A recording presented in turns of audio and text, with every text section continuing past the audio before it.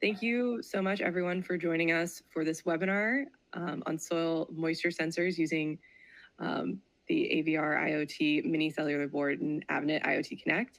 I want to give a very, very warm welcome to Bob Martin, our Wizard of Make of Microchip, who will be presenting today. For those of you who don't know Bob, he's an avid maker before it was even a widespread term, and so he has been tearing things apart to see how they work for his entire life. With 30+ years of embedded system experience, he now serves as the Wizard of Make for Microchip, continuing his role from past companies to keep that maker spirit alive.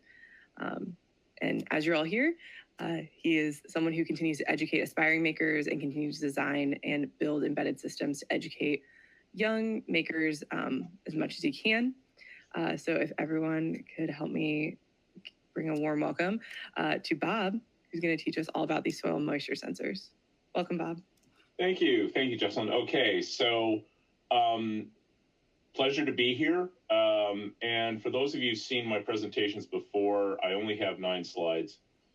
And then you're going to be seeing my face and a bunch of hardware and a bunch of code and other examples. So let's talk about what you came here to see. And this is a soil moisture sensor. I call it AgriSense 2. It's an extension, and we might as well jump into the slides here. About a year and a half ago, I helped the design of a soil moisture sensor. We called it AgriSense 1. And it used the LoRa technology. And it was an all-in-one sensor that you stuck in the ground. It looked like a garden stake. And we moved from resistive to capacitive moisture sensing, and I'll get into that a little deeper as I go on to the new design. It was a good design, but what we found is the most pertinent part of the design itself, and that was the moisture sensor. If we wanted to change dynamics or the design of the moisture sensor, we had to respin the entire board. And since we knew that the atmospheric sensors and the RF module were pretty much consistent, we were putting it was a lot of time, energy, and money just to change something. So I decided that, and along with discussions with Avnet and IoTConnect, that I was going to do 2 things with this new design.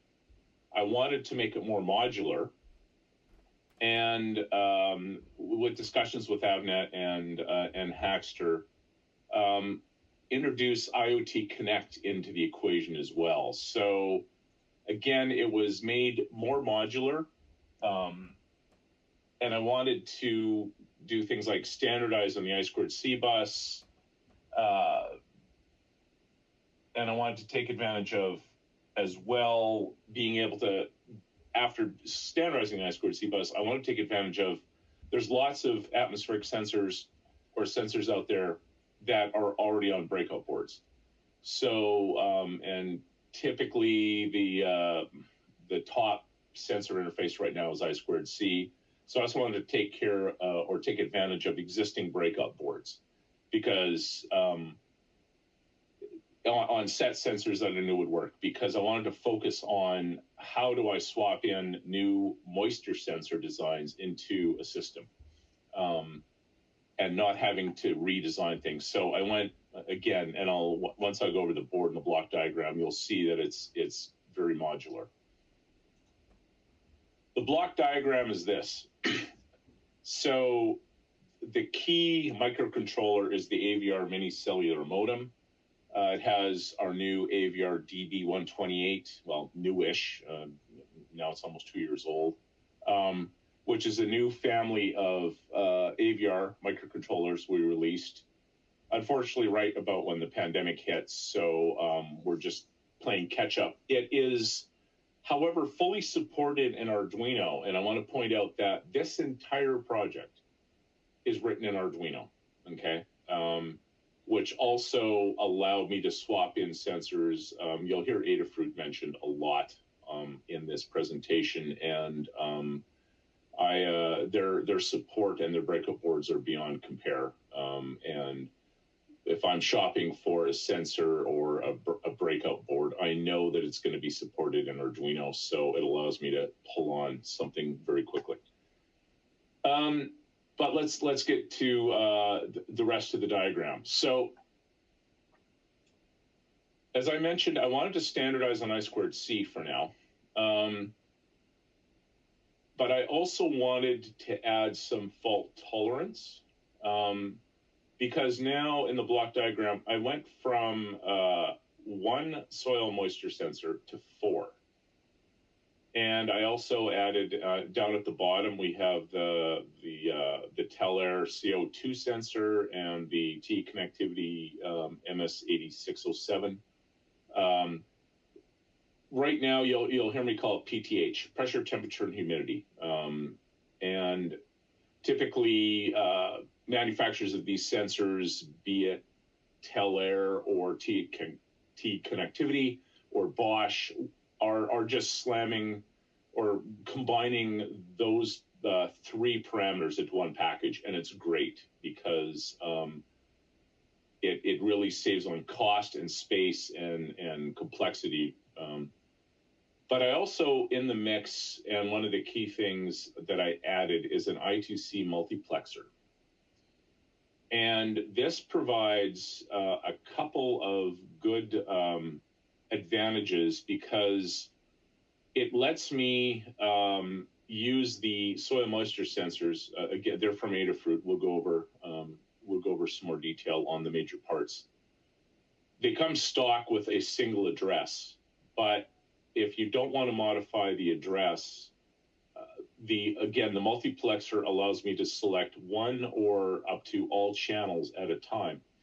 So I can keep all the soil moisture sensors at the same address and just select an I2C channel. The I2C multiplexer also allows me to go across different multiple voltage domains. For example, the PTH and specifically the CO2 sensor. The CO2 sensor is a 5-volt part, and its I2C levels are then at 5 volts. The MS8607, that's an Adafruit breakout board again. They have voltage converters, the standard MOSFET voltage level translator on their board. So I can feed it 5. It's got an onboard 3.3 LDO, but it can live at 5. So I'm using the multiplexer not only to isolate, but to also do voltage translation across between the 3.3 volt I2C bus on the AVR-DB.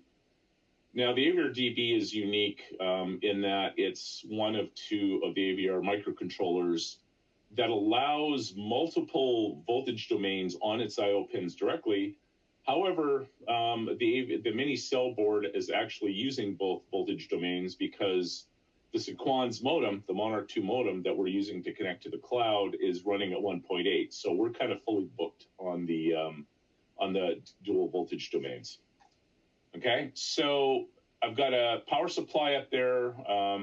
The primary power source on this was 2 cell 18650 LiPos, and I'm going to talk about that power choice a little later. Specifically, the problems with LiPos in like environmental places like Arizona. There's a hilariously over-designed switching power supply, which I'm going to go over.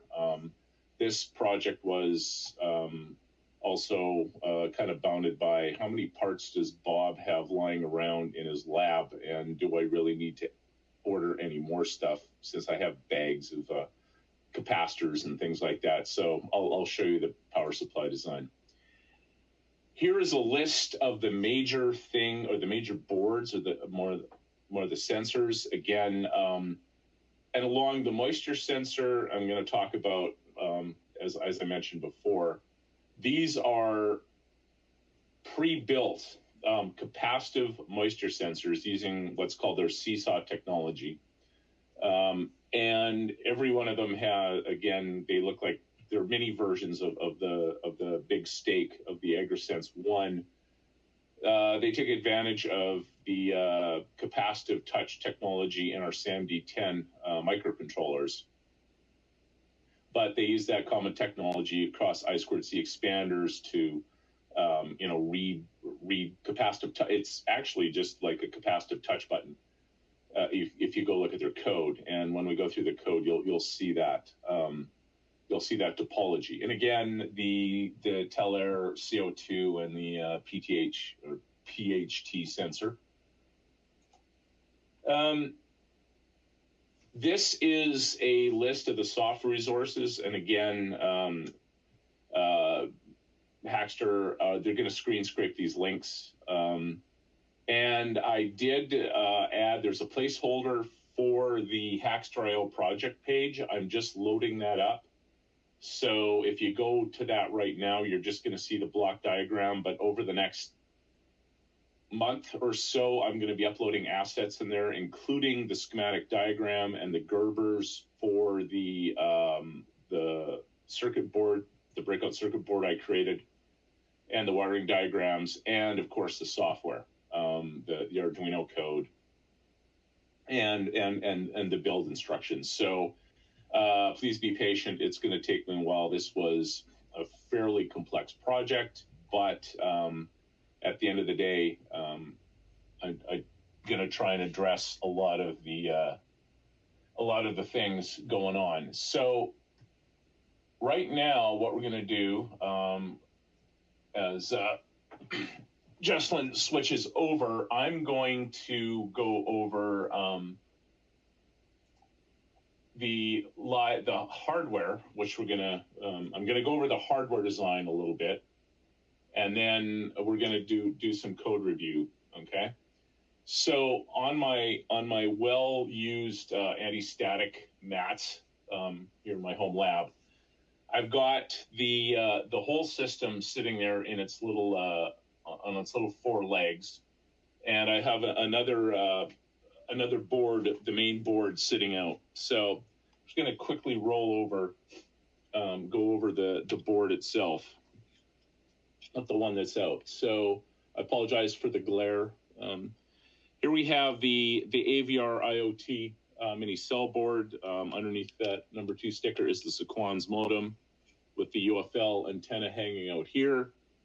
I mentioned the over-designed power supply, but it's a tried design that I've used.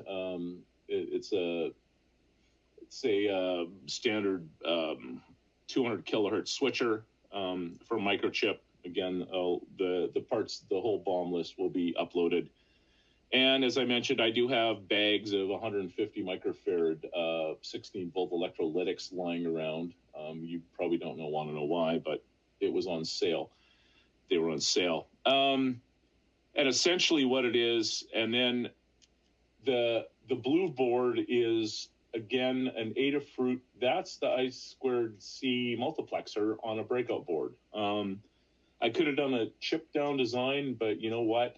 For the cost of that board and the cost of 2 Sullens female socket connectors, I would just rather plug it in. Plus, if something goes way wrong and I blow up the multiplexer, this guy's protected, that multiplexer goes away, and I just plug in a new board. Yeah, and the rest of it is just, there's a little 3.3 LDO hiding in there. The Microchip, the MCP 1826 3.3, that's my standard go-to 3.3 volt LDO. I just drop it down and it just works. I just screen scrape or copy it from my LTE-M designer and drop it down when I need some clean, easy, and inexpensive 3.3 volts. The other thing I want to point out, while you're adding the AVR mini cell board to externally powered designs, is this little red jumper wire is going from the 3.3 volts that I'm generating on the board. There's a power strap jumper on the mini cell board, and I'm bringing in that 3.3 volts directly across as I remove the jumper, bringing a 3.3 volts in. And the reason that this is important and useful is this allows me at will to unplug and plug in the USB connection without having to worry about who's powered up and when. I can plug in the USB and keep the UART alive and power down the rest of the system, or vice versa. And the voltage translation layers on the onboard debugger will take care of it. All right. So that's basically the board. Again, I'll load the Gerbers. I am using Altium Designer, but I will translate this over to KiCad 8. And then that'll let everybody have access to the design for essentially free. Okay. So Altium Designer is our internal tool flow, but I also understand that it's a bit pricey for the maker market. So, but that's okay. All right. This is the board itself. I can lift up and I'm going to unplug the UART for a little bit. You can see the 18650 battery pack underneath, the dual, again, in series to get me the 7.4 volts across the switcher. However, for the sake of sanity, I am cheating, and you can see these power leads are going off to my power supply, just so I don't run into some dead batteries in the middle of a presentation. So I'm going to plug the UART in.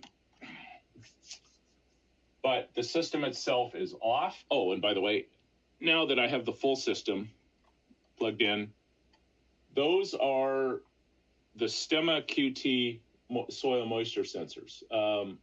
Smaller than our original design, but again, plug and play for now.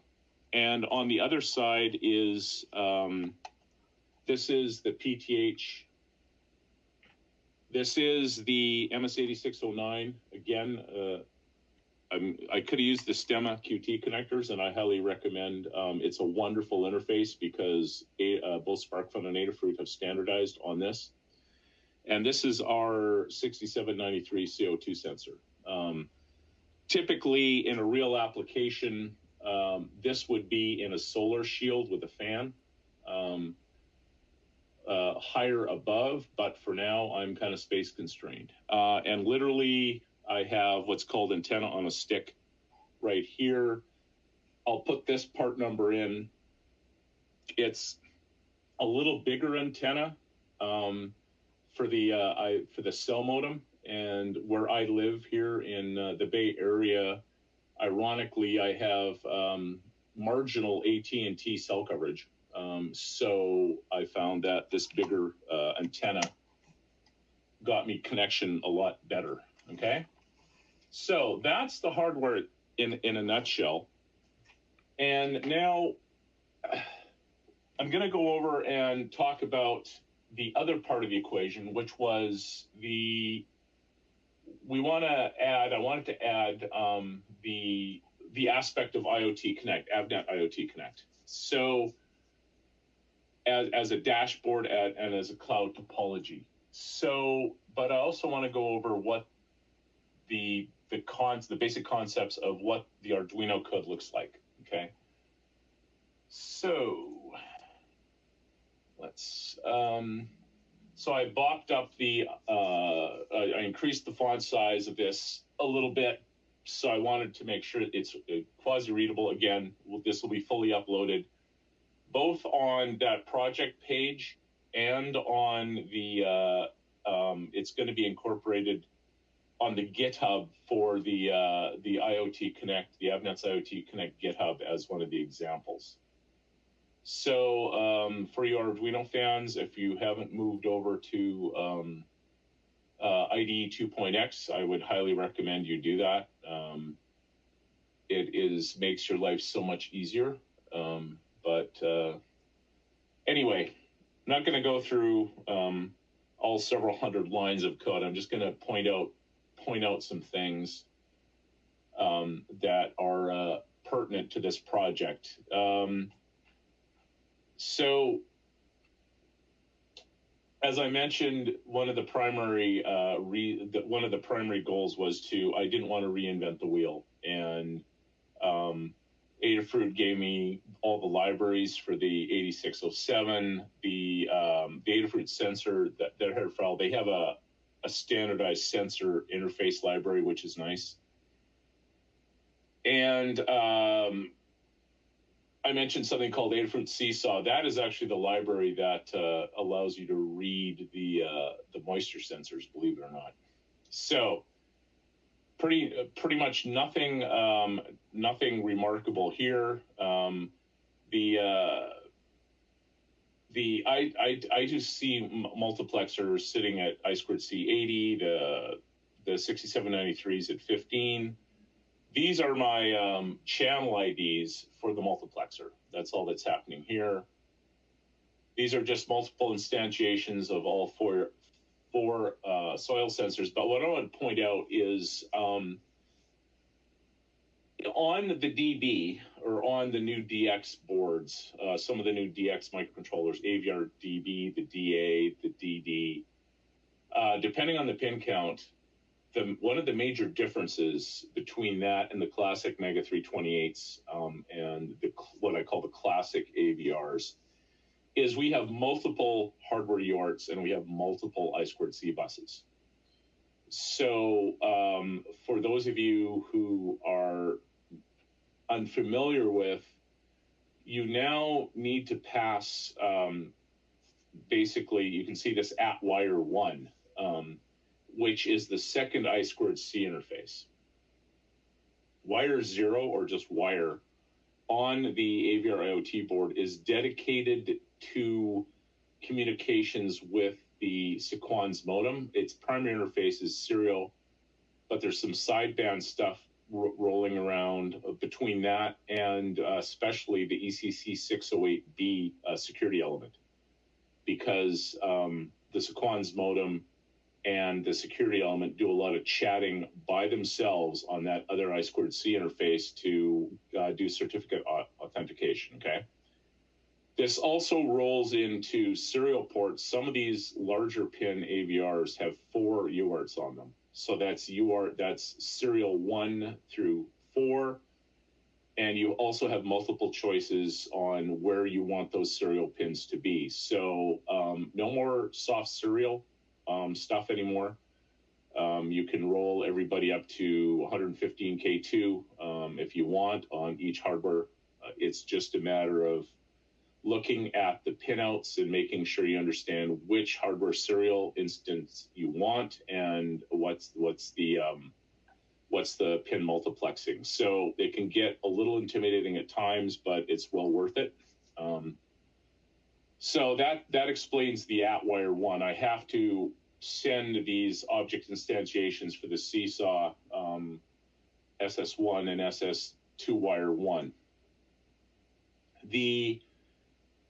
There's also always debate on whether globals are a good thing or a bad thing in embedded design.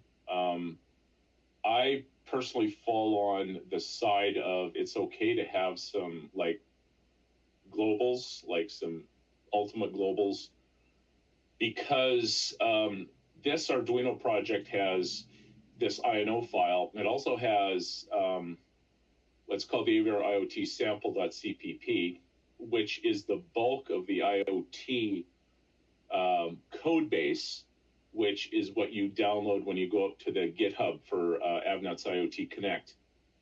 And this allowed me to, in air quotes, decouple. And I'm a big fan of decouple, or in other words, loosely coupling software design. So this allowed me to, just passing this basically one data structure global between these two files allowed me to give me a really good sense of isolation, and then bring up the IoTConnect backend, knowing that my whole sensor initialization and scanning was working. Setup is pretty clean. Log is a facility that we provide in the whole software libraries for the AVR-IoTConnect board, which is on the website link for the cell modem board. Okay. And automatically selects the right UART combination, which goes through the CDC, the USB connection when you plug the board in. Otherwise, it's serial 3. About as clean a setup as you can get. Basically, I knit the sensor arrays and I knit the IoTConnect platform behind it. Spin lock is when I need to bail out and when something goes wrong, I just beep it. But that's neither here nor there. My executive loop is very clean. By inspection, I'm just reading all of the sensors. I'm printing the scan out through the serial port, and then I'm publishing I'm calling an IoTConnect publish function, okay? Print scan, just printing out all the data. The bat voltage, there's some raw scaling on the battery voltage using a 10-bit resolution on the ADC. We've got more resolution on that ADC, but 10 bits for battery voltage is just fine. The I2C channel select is a very simple thing that I2C multiplexer. You just write to its address with the bit pattern of the channel or channels that you want. But I want to bring out something. This commented out line in the Arduino I2C library, wire.1 end transmission true is how you send a stop command. Wire end transmission false is how you send a repeated start. This line here, the wire1.end, caused me hours of panic because for some reason it was glitching out I won't say glitching out, well, possibly glitching out the I2C bus command to the I2C multiplexer, and I could not get my I2C multiplexer working to save my life. It worked the first channel I selected. I could not get it to select another channel. And then I looked up in the data sheet and went, the channel, it needs to see, after the command, needs to see an official stop command. And then I thought to myself, I wonder if this is like, if the wire1.end is releasing the bus too quickly. And in fact, it was. So I kept that commented in there. My logic analyzer was missing any blips on the downstream side or on the upstream side, but I'm going to scope that out and figure out what's going on. But at the end of the day, don't put the wire1.end there. I just kept that in there to remind myself because it was getting stressful. Because it was obviously devaluing the entire reason of having an I2C multiplexer there, because I was going to have to add all the things to the I2C bus, which, one thing I forgot to mention, the I2C multiplexer, it gives me channel isolation which I mentioned, if I lose a sensor. It allows voltage domain conversion. And because I can fan out I2C buses, I don't have to fight capacitance of a 6-foot-long I2C bus, okay? So, again, it's that isolation. So, a really good judgment call. The rest of it is just scans. I have an ironic, very meta self-check for the which one is it? Oh, the 6709. 6793, which is the CO2 sensor, which is kind of a ridiculous like meta self check. I sent it a command, like I set it up, and then I request the status flag. This is again, this was like brute force. I didn't have time to, since the library's out in the web for the 6793, they just did magic numbers for the command IDs. So I haven't had time to translate that into like human pound defs. But what I did is I requested the status from it, and in the status byte, it literally tells you what interface is active. So my check for the init was if it if I'm reading and the I2C interface is active, I check for that bit, and that's how I check for the fact that the 6793 is active. So let's wander over to that global variable that I was talking about. Essentially, oh, sorry, wrong file. It's essentially an instantiation of what I call the structure of a data frame. And it's essentially just the entire sensor load, or its sensor array, all the values from the sensor arrays being passed as a global frame pointer, as a global structure pointer over into the IoTConnect business end of this, of the IoTConnect. So this is all the IoTConnect C++ file that needs to come along with every IoTConnect project that you're building on the mini cell board. And Nick Markovic, I need to shout out, he pulled all this together. And so, again, thank you, Nick, for getting this software going. We're not going to go into all the details of how all of this works. It's the primary data stream is MQTT, is JSON streams through MQTT, and all the other stuff that needs to happen while you're connecting. They use AWS backend to serve up the certificates. We have root certificates in our ECC 608, so we have a established chain of trust all the way up to the IoTConnect website. I just wanted to go over what publishing looks like. And this is the published telemetry, which gets called by the main loop. So the key thing in publishing telemetry is the call to the ioctl telemetry set number. The published telemetry creates this message object, which is, again, creates a telemetry object as obviously indicated by the function name. And then you basically just add the instances of the data to this. And essentially what we're doing is we're just building up a large JSON stream that is going to be punched out through the MQTT interface, okay? And there is the main, there's the init. I had a connect LTE. There we go.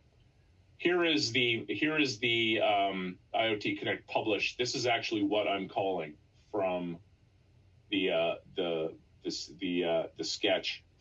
Oh, and just to prove that I am using that, extern struct data frame, frame one, frame pointer. Okay, there is essentially, apart from the local globals that are all static to this this C++ file, that is the one loosely coupled but very important pullover from the global on the sketch file. Okay, again, globals are fine in embedded software. Just don't have a billion of them. One major data structure is fine.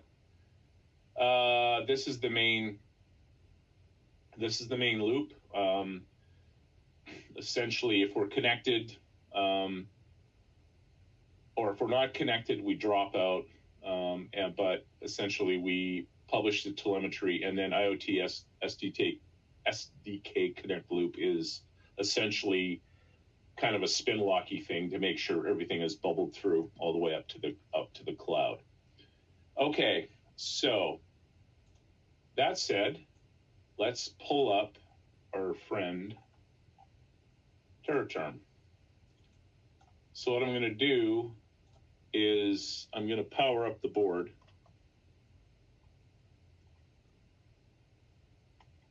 Oop. All right, here we go. All right.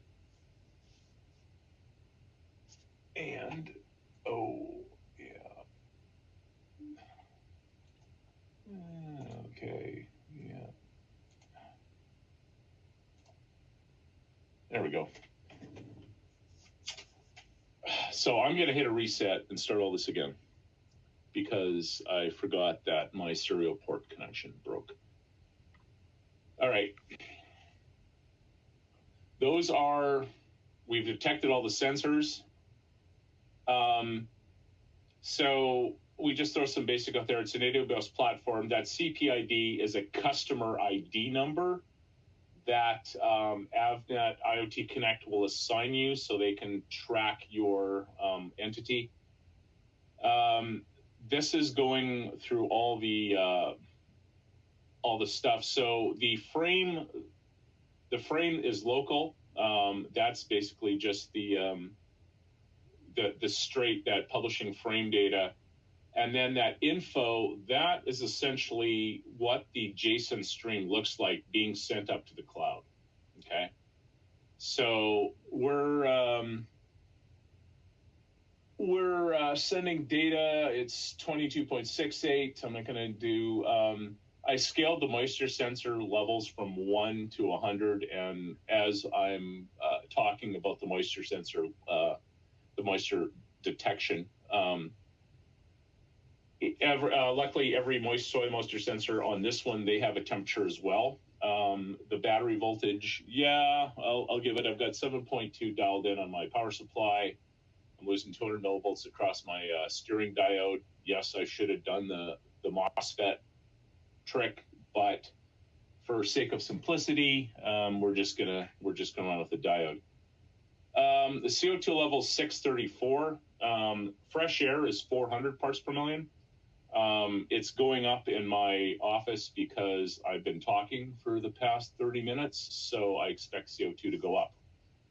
So now that we're publishing, let's go look at the Avnet dashboard. So I would have loved to have enough time to go through how to set up a device, how to connect that board that I have, which involves the CPID, and it also involves provisioning both on our board for the AWS root certs, and both AWS and Microchip have software that automatically does that for you. And then there's another provisioning software example that provisions the additional certificates that is included with that IoTConnect SDK that Nick wrote, which generates a 509 certificate, which you screen scrape into a .pem file. But this is the main dashboard. Oh, I didn't want to do that. Wrong dashboard. Come on, you can do it.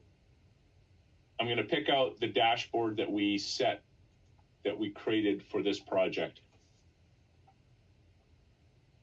And this is essentially the dashboard. So there's the CO2 level, the humidity, the atmospheric pressure, and the PTH sensor. So that's the little sideboard, and these are all the moisture sensors.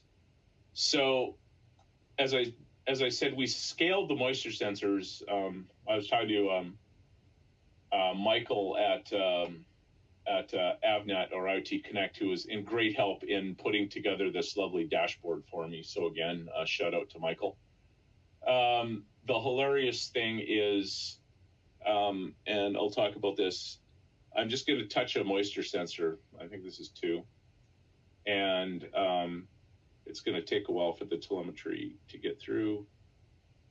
Or did we bounce? That's interesting. There's frame counters. Frame counter going up. No, frame count. So here's, did we lose telemetry? Yes, we did. Well, that's unfortunate. Not the fault of the, again, I'm in a marginal place for cell coverage. So this is nothing to do with the software or the anything else going on here. I think it just decided to get into the mode. Okay, we're publishing again. So let's see the frame. When you're doing cloud, I have to always, and I think most of you who've done this have a live tile or something like that that tells you the frame count. Okay, let's try that again. I'm just going to touch the soil moisture sensor. Remember, these are cap touch soil moisture. There we go. So SS Moisture 2 bounced from 6 to 99. When I was trying to do some calibration last night by extending all this guy off of some water glasses, I found that pure water bounced up to a scaled version of 99. So my finger is just as effective. This is the difficulty in soil moisture sensing. But I'm going to talk about soil moisture sensing as we go out to, on the overview on, I'm going to pick my device list. On that provisioning software that I told you about, the second one that's included in the IoTConnect dev kit, you can assign a unique ID, or the actual implementation of the software punches out a unique serial number for the board. As you can see, the green flag here, I'm connected. I'm going to go select this. And again, the first thing you want to do once you select a device, and we'll talk about templates here in a minute, is the live data. And this is basically the raw stuff coming through, which is what you want. And it's hard to tell here with the contrast of big contrast, but I'm seeing my frame count go up every 5 seconds here, so we're still connected. In order for these numbers to show up properly, another important part of the IoTConnect, and for those of you who are used to AWS, is templates. All this was fairly new to me as about a year ago on templates, because I was just doing raw MQTT and just scanfing or parsing text strings, but I wasn't using JSON. So this is the template I'm using. I'm going to edit it, but I'm not going to change it. The template's got this AgriSense 2, and these are just the attributes. And the one key thing I missed was, this might be an easy revelation for all of you who have done AWS or whatever. These attribute names have to exactly match the attribute names in your JSON stream. And on 2020 hindsight, that makes complete sense. But if you add attributes, it kind of said, I think it said local name. Yeah, local name for an attribute, right? And I went, well, can I call it anything I want? So if you're not seeing any data or whatever, that is, its local name is literally the JSON descriptor. Okay. Again, a lot of you would say, well, that's obvious, but it wasn't for me, but it is now. So that, in a sense, is where I'm at. I want to take a couple minutes, and then we can field some questions on. But I want to take a couple minutes on talking about capacitive soil sensors. One, they need to be calibrated, and this is an interesting experience, because inexpensive soil sensors before were conductive, and they're essentially simple current amps. And what happens is, when you have current flowing in soil, I mean, you have to pick a very non-reactive metal, copper, zinc, or whatever, but you still get oxidization, because there's still electrolysis going on, because you're still passing current. Very little current, but you're still passing current. Try and move to capacitive sensing. Capacitive sensing, and that's, again, why I went modular, because it's very relative that capacitance, and there's a lot of tuning you can do with our capacitive peripherals on a lot of our parts, but it's doing some experimentation on how much of a capacitive area you want and how to tune all the gains and all that analog front end for the capacitive sensing, and also deciding on or experimenting with conformal coatings that, again, if you put any conformal coating on top of it, you're going to change that capacitance. So it's a very iterative process. But that was the reason I wanted to decouple and just have the ability to add other moisture sensors, because that allows me to, for example, let's say I want to, translate it into a leak detection system versus a soil moisture sensor system. Well, I can design a system because a leak detection, your moisture level is going to be really high, so I can desensitize it and I can make it more robust. The other thing I wanted to do is with the multiple soil sensors is it's so very relative to the compactness of the soil. So with multiple soil sensors around, let's say, a 2 or 3 foot radius, you'll be able to isolate or average out the soil moisture. Measuring soil moisture remotely using capacitive is a pretty complex problem.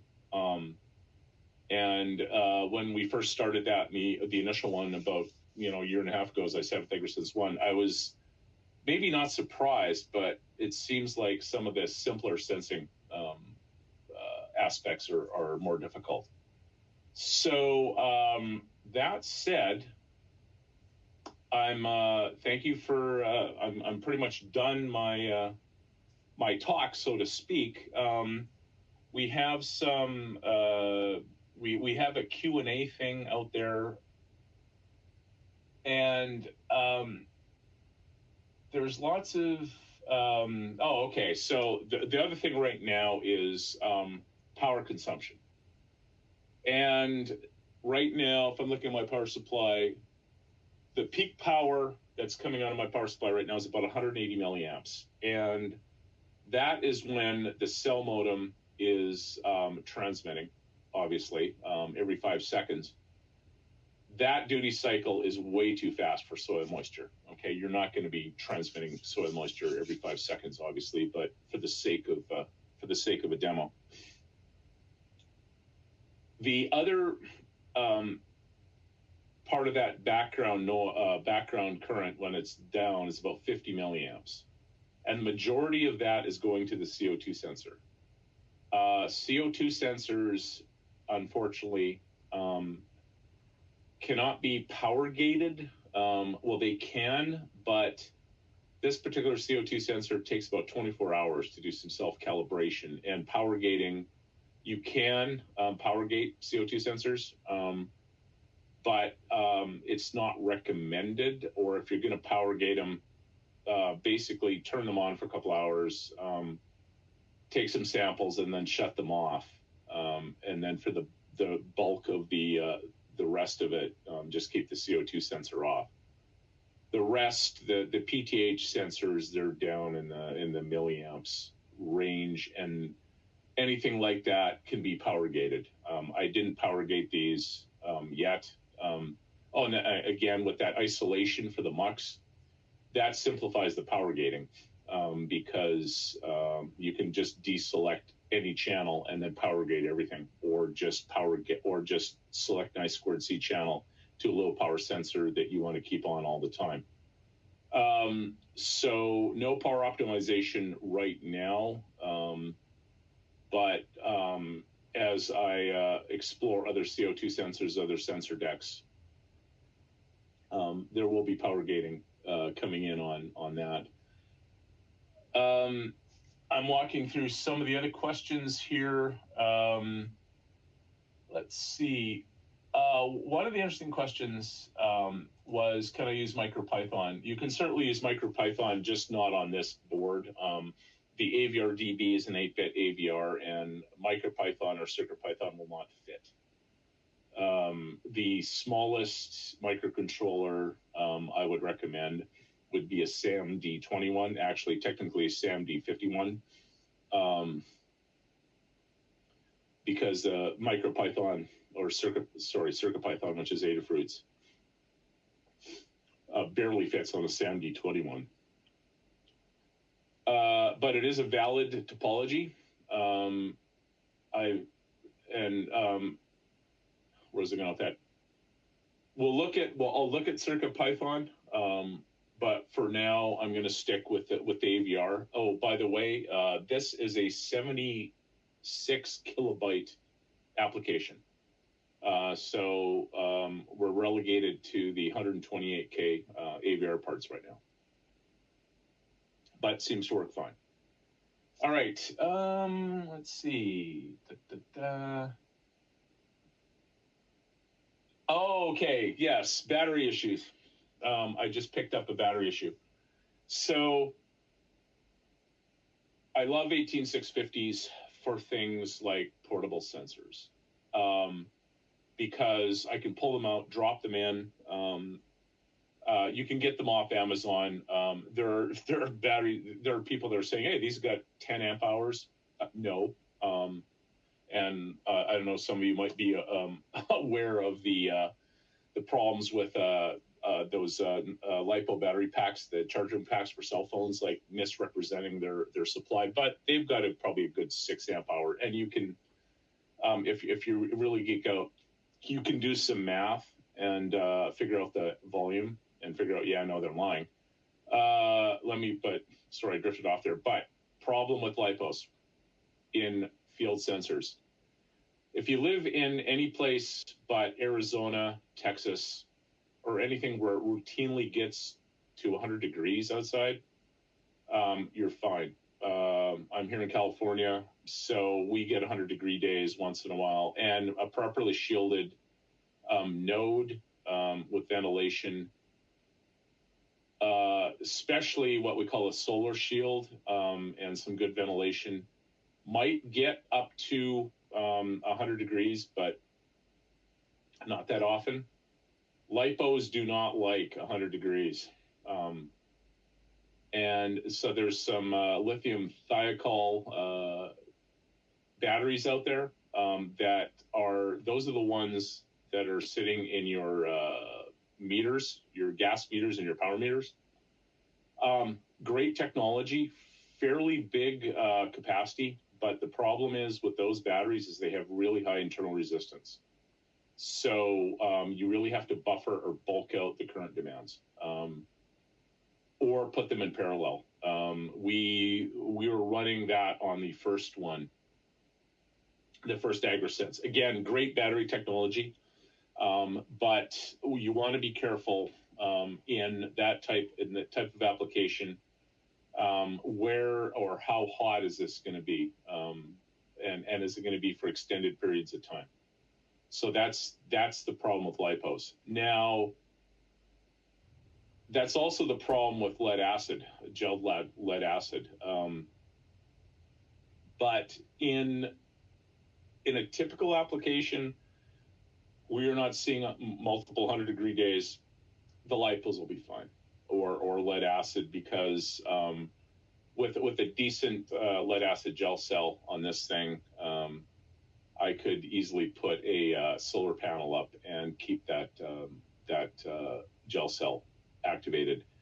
The complexity of this design right now, I would scale it down.